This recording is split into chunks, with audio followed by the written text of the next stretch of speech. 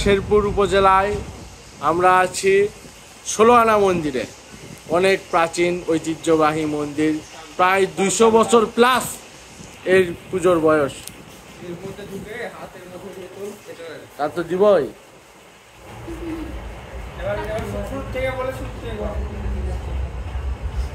এই সেই ২০০ বছরেরও অনেক বছর ধরে পূজা হচ্ছে বগুড়া শেরপুর উপজেলায় ১৬ আনা মন্দিরে।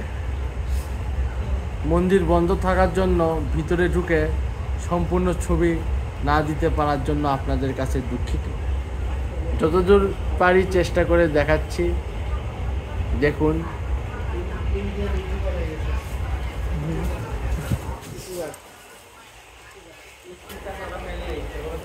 এদিক থেকে দেখুন,